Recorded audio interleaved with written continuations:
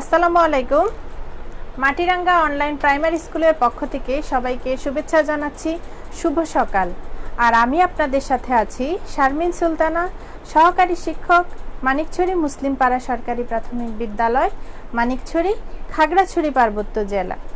আজ আমি এসেছি আমার পঞ্চম শ্রেণীর শিক্ষার্থীদের জন্য। সুপ্রিয় শিক্ষার্থী বন্ধুরা, সবাই কেমন আছো?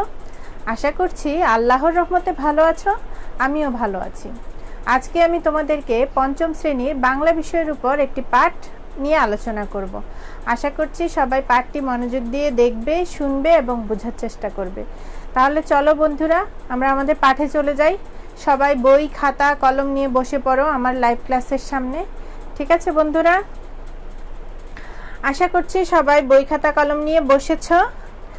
আমরা গত পাঠে যা পড়েছিলাম তোমাদের কি মনে আছে বন্ধুরা? মৃৎশিল্পের সবচেয়ে প্রাচীন উপাদান কোনটি? মৃৎশিল্পের সবচেয়ে প্রাচীন উপাদান কোনটি? হ্যাঁ, আমি জানি তোমাদের মনে আছে মৃৎশিল্পের সবচেয়ে প্রাচীন উপাদান হলো মাটি। তারপর বন্ধুরা, আমাদের সবচেয়ে প্রাচীন শিল্প কি? আমাদের সবচেয়ে প্রাচীন শিল্প কি বলতে পারবে? আমি জানি তোমরা বলতে পারবে। আমাদের সবচেয়ে প্রাচীন শিল্প হলো মৃৎশিল্প। কুমার সম্প্রদায় কিসের কাজ করে? কুমার সম্প্রদায় কিসের কাজ করে? কুমার সম্প্রদায় মাটির কাজ করে। গ্রামের শিল্পীরা কি দিয়ে রং তৈরি করে বলতে পারবে? আমরা তো আমাদের পাঠে আলোচনা করেছিলাম, তাই না? আমি জানি তোমরা বলতে পারবে। গ্রামের শিল্পীরা শিম ও কাঁঠাল গাছের বাকল থেকে রং তৈরি করে। ঠিক আছে বন্ধুরা, তাহলে নিশ্চয়ই বুঝতে পারছো তোমরা আমাদের আজকের পাঠ কি। আমাদের আজকের পাঠ হলো পাঠ 4, শখের মৃৎশিল্প। পাঠ 4, শখের মৃৎশিল্প। শখের মৃৎশিল্প।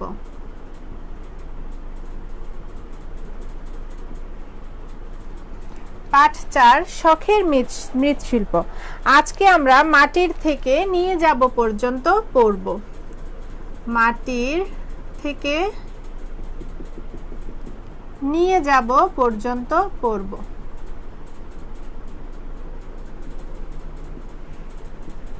নিয়ে যাব পর্যন্ত পড়ব। সবাই খাতায় তুলে ফেলো। আমাদের আজকের পাঠ হলো শখের মৃৎশিল্প। আজকে আমরা মাটির থেকে নিয়ে যাব পর্যন্ত পড়ব। তাহলে সবাই পাঠ্য বইয়ের 36 এবং 37 পৃষ্ঠা খুলো। এই যে দেখো 36, 37 পৃষ্ঠা। গত ক্লাসে আমরা পড়েছিলাম আবার থেকে চুলা পর্যন্ত। আজকে আমরা পড়ব মাটির থেকে নিয়ে যাব পর্যন্ত। ঠিক আছে বন্ধুরা? তাহলে আমি তোমাদেরকে পড়ে শোনাচ্ছি, তোমরা মনোযোগ দিয়ে শুনো এবং আঙ্গুল দিয়ে ধরো। মাটির পোড়া গন্ধ পাচ্ছি আর ধোঁয়া বেরোচ্ছে। ছোট ছোট ছেলেমেয়েরাও এই কাজ করছে। মামা বললেন, হাঁড়ি কলসি ছাড়াও আমাদের দেশে এক সময় সুন্দর পোড়ামাটির ফলকের কাজ হতো। এর অন্য নাম টেরাকোটা। বাংলার অনেক পুরনো শিল্প এই টেরাকোটা। নকশা করা মাটির ফলক ইটের মতো পুড়িয়ে তৈরি করা হতো এই টেরাকোটা। শালবন বিহার, মহাস্থানগড়, পাহাড়পুর বৌদ্ধ বিহার ও দিনাজপুরের কান্তজির মন্দিরে এই টেরাকোটার কাজ রয়েছে। মাটির ফলকে ছবি এঁকে শুকিয়ে পুরানোর পর এগুলো এমন সুন্দর হয়ে ওঠে, ছোট ছোট ফলককে পাশাপাশি জোড়া দিয়ে বড় করা যায়। পোড়ামাটির এই ফলক বাংলার প্রাচীন মৃৎশিল্প।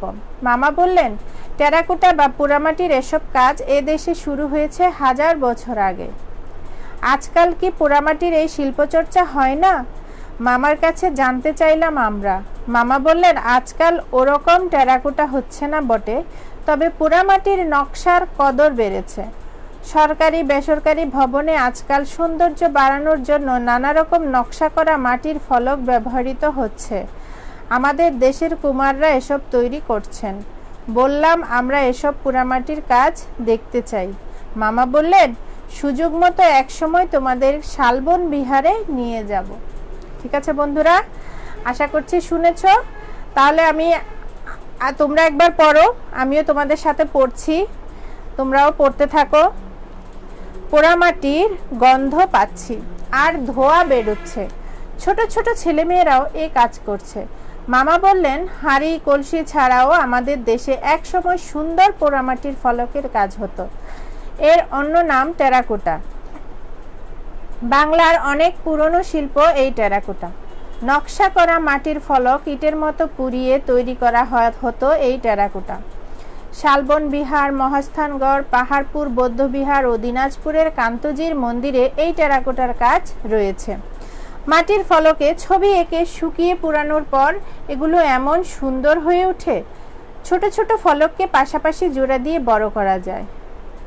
পোড়ামাটির এই ফলক বাংলার প্রাচীন মৃৎশিল্প। মামা বললেন, টেরাকোটা বা পোড়ামাটির এসব কাজ এ দেশে শুরু হয়েছে হাজার বছর আগে। আজকাল কি পোড়ামাটির এই শিল্পচর্চা হয় না? মামার কাছে জানতে চাইলাম আমরা। মামা বললেন, আজকাল ওরকম টেরাকোটা হচ্ছে না বটে, তবে পোড়ামাটির নকশার কদর বেড়েছে। সরকারি বেসরকারি ভবনে আজকাল সৌন্দর্য বাড়ানোর জন্য নানা রকম নকশা করা মাটির ফলক ব্যবহৃত হচ্ছে। আমাদের দেশের কুমাররা এসব তৈরি করছেন। বললাম, আমরা এসব পোড়ামাটির কাজ দেখতে চাই। মামা বললেন, সুযোগ মতো একসময় তোমাদের শালবন বিহারে নিয়ে যাব। তাহলে বন্ধুরা, পড়েছ তো সবাই? এখানে কি বলেছে? এখানে বলেছে পোড়ামাটির ফলকের কাজের কথা, তাই না বন্ধুরা? হ্যাঁ, এর নাম কি? টেরাকোটা। একে টেরাকোটা বলে। বাংলার অনেক পুরনো শিল্প হচ্ছে এই টেরাকোটা। নকশা করা মাটির ইটের মতো পুড়িয়ে মাটির ফলক ইটের মতো পুড়িয়ে তৈরি করা হতো এই টেরাকোটা। ঠিক আছে বন্ধুরা, শালবন বিহার, মহাস্থানগড়, পাহাড়পুর বৌদ্ধবিহার ও দিনাজপুরের কান্তজির মন্দিরে এই টেরাকোটার কাজগুলো হয়ে থাকে।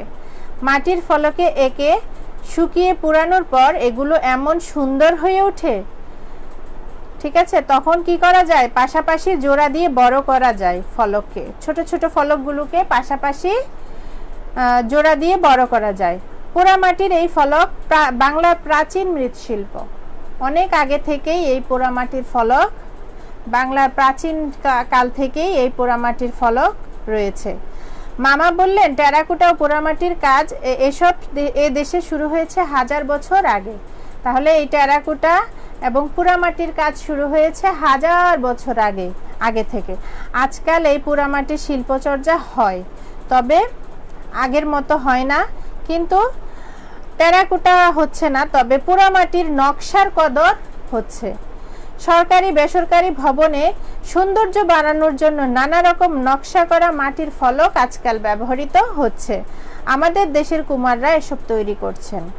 ঠিক আছে, তাহলে বুঝতে পেরেছো বন্ধুরা? এখন আমরা আমাদের পাঠ্যাংশ থেকে দুটি শব্দের অর্থ, নতুন শব্দ বাছাই করো তোমরা কিছু।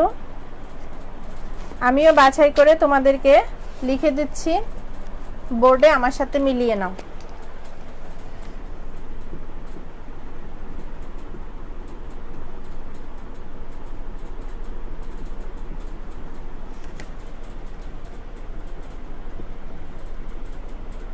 টেরাকোটা,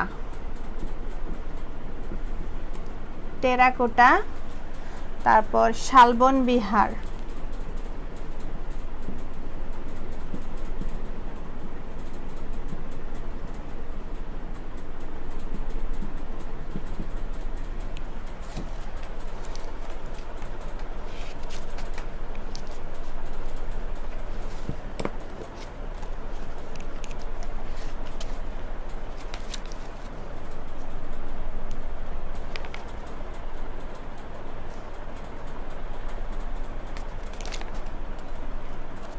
হ্যাঁ, টেরাকোটা অর্থ হলো, টেরা অর্থ মাটি আর কোটা অর্থ পোড়ানো।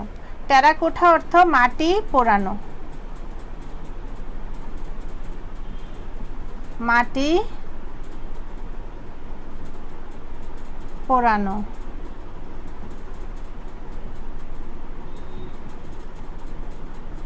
টেরাকোটা অর্থ মাটি পোড়ানো। ঠিক আছে বন্ধুরা, তারপরে রয়েছে দেখো শালবন বিহার। হ্যাঁ, শালবন বিহার হচ্ছে কুমিল্লার ময়নামতিতে মাটি খুঁড়ে আবিষ্কৃত হয়েছে প্রাচীন বৌদ্ধ সভ্যতার নিদর্শন। আচ্ছা, আমি তোমাদেরকে শালবন বিহারটি মুখে মুখে বলে দিচ্ছি, এটি অনেক বড়। তাহলে বন্ধুরা সবাই শালবন বিহার সম্পর্কে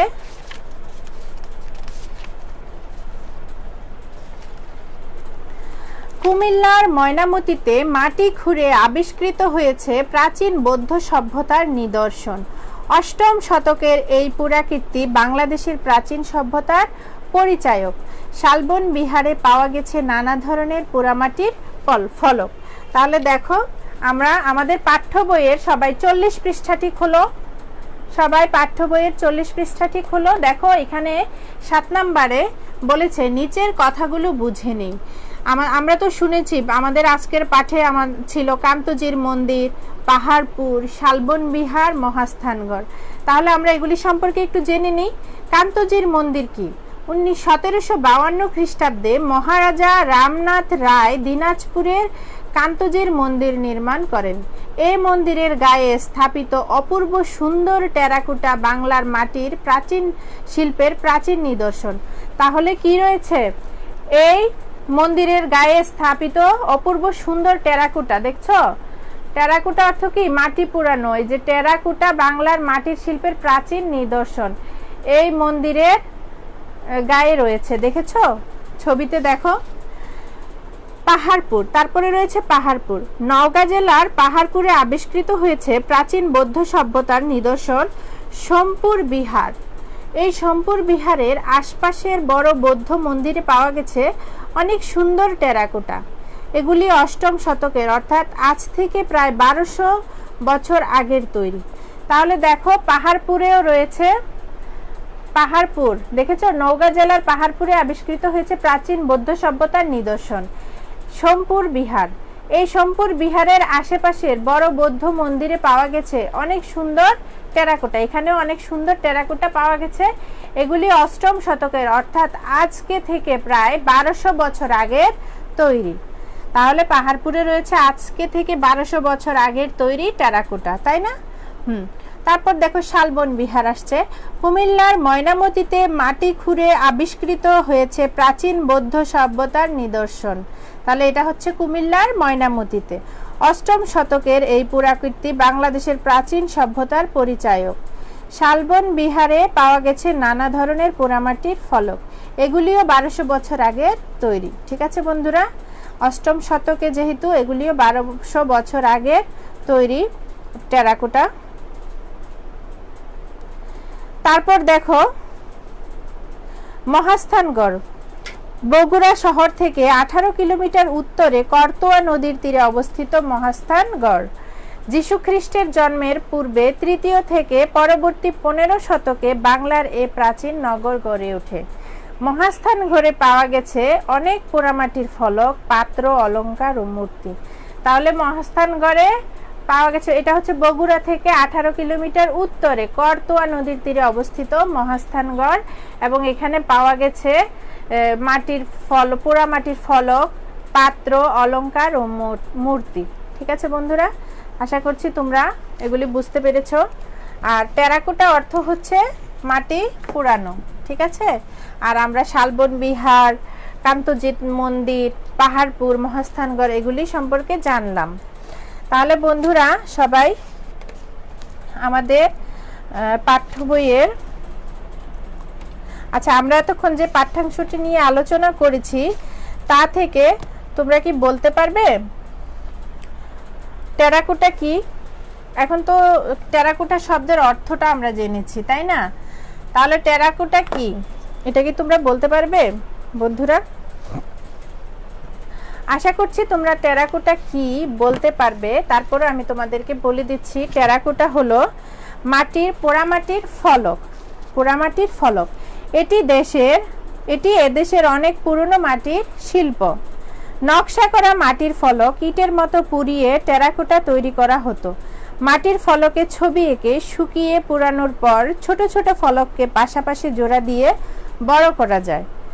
টেরাকোটা বা পোড়ামাটির এসব কাজ এ দেশে শুরু হয়েছে হাজার বছর আগে। ঠিক আছে বন্ধুরা, আমি জানি তোমরা পারবে। টেরাকোটা সম্পর্কে আমরা আলোচনা করেছি। তাহলে টেরাকোটা হলো পোড়ামাটির ফলক। এটি এদেশের অনেক পুরনো একটি মাটির শিল্প। নকশা করা মাটির ফলক ইটের মতো পুড়িয়ে টেরাকোটা তৈরি করা হতো। মাটির ফলকে ছবি এঁকে শুকিয়ে পুরানোর পর ছোট ছোট ফলককে পাশাপাশি জোড়া দিয়ে বড় করা যেত। মাটির ফলকে যখন ছবি আঁকা হয়, আঁকার পরে এটা যখন পুরানো হয়, পুরানোর পরে ছোট ছোট ফলককে পাশাপাশি দিয়ে আবার জোড়া লাগানো যায়, জোড়া লাগানো যেত। টেরাকোটা বা পোড়ামাটির এসব কাজ এ দেশে শুরু হয়েছে হাজার বছর আগে থেকে। ঠিক আছে বন্ধুরা, তারপরে বন্ধুরা বাংলাদেশের কোথায় পোড়ামাটির প্রাচীন শিল্প দেখতে পাওয়া যায় বলতে পারবেন? আমরা তো জেনেছি তাই না, কোথায় কোথায় দেখতে পাওয়া যায়। পোড়ামাটির ফলক বাংলার প্রাচীন মৃৎশিল্প। টেরাকোটা বা পোড়ামাটির এসব কাজ এ দেশে শুরু হয়েছে হাজার বছর আগে থেকে। বাংলাদেশের শালবন বিহার, মহাস্থানগড়, পাহাড়পুর বৌদ্ধবিহার ও দিনাজপুরের কান্তজির মন্দিরে এই টেরাকোটার কাজ রয়েছে। আমরা এতক্ষণ পড়েছি তাই না বন্ধুরা? তাহলে বাংলাদেশের কোথায় পোড়ামাটির প্রাচীন শিল্প দেখতে পাওয়া যায়? আমি জানি তোমরা বলতে পারবে শালবন বিহার, মহাস্থানগড়, পাহাড়পুর বৌদ্ধবিহার, দিনাজপুরের কান্তজির মন্দিরে এই টেরাকোটার কাজ রয়েছে। ঠিক আছে, তাহলে বন্ধুরা আজকে আমরা কি কি জানলাম? আজকে আমরা আমাদের পাঠ্যাংশটুকু পড়লাম এবং এই পাঠ্যাংশ থেকে শব্দের অর্থ জানলাম। তারপরে কিছু শব্দ সম্পর্কে আমরা, কিছু স্থান সম্পর্কে আমরা জানলাম। টেরাকোটা এবং মাটির ফলক কোথায় কোথায় আছে সেগুলি আমরা জানলাম, কোথায় কোথায় পাওয়া যায়। এবং এটি অনেক প্রাচীন একটি শিল্প, প্রায় হাজার বছর আগের। তাহলে বন্ধুরা এরপরে আমরা এখান থেকে টেরাকোটা কি এবং কোথায় কোথায় পাওয়া যায় এই দুটি প্রশ্ন আমরা পড়লাম। এখন আমি তোমাদেরকে একটি বাড়ির কাজ দিচ্ছি, সবাই বাড়ির কাজটি খাতায় তুলে ফেলো।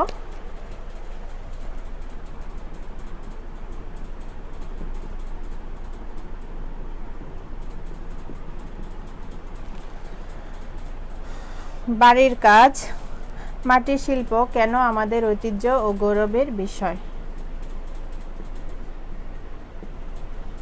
মাটির শিল্প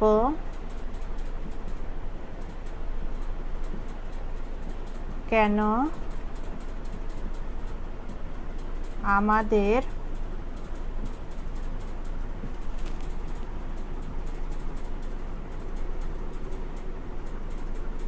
ঐতিহ্য ও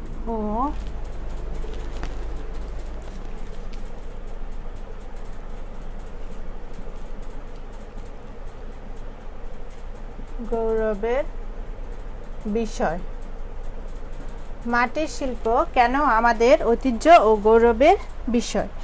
তারপরে আরেকটা দিচ্ছি,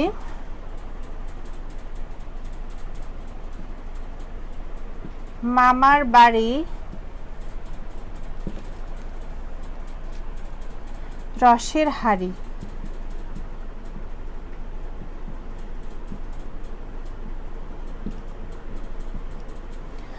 মামার বাড়ি রসের হাড়ি প্রচলিত এই কথাটি দিয়ে কি বোঝানো হয়? প্রচলিত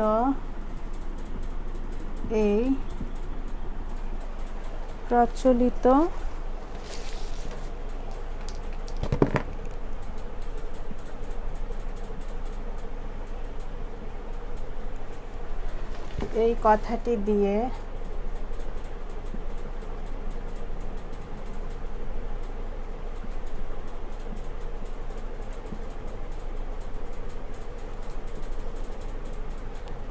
কি বোঝানো হয়? দেখা যাচ্ছে বন্ধুরা, মামার বাড়ি রসের হাড়ি প্রচলিত এই কথাটি দিয়ে কি বোঝানো হয়?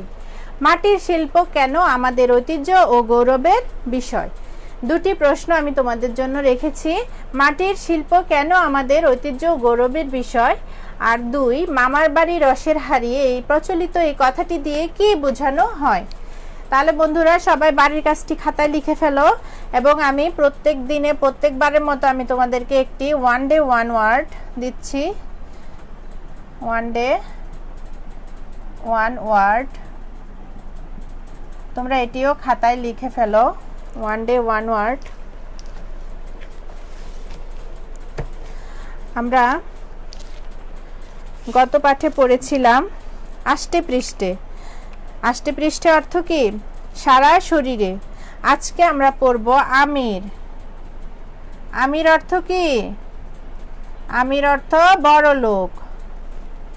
আমির অর্থ বড় লোক। আমির অর্থ বড় লোক। ঠিক আছে, আমার সাথে সাথে বলো তোমরা, আমির অর্থ বড় লোক। তাহলে আমাদের বাড়ির কাজ দুইটি। মাটির শিল্প কেন আমাদের ঐতিহ্য গৌরবের বিষয়। 2, মামার বাড়ি রসের হাড়ি প্রচলিত এই কথাটি দিয়ে কি বোঝানো হয়। আর ওয়ান ডে ওয়ান ওয়ার্ডটি হলো আমির বড় লোক।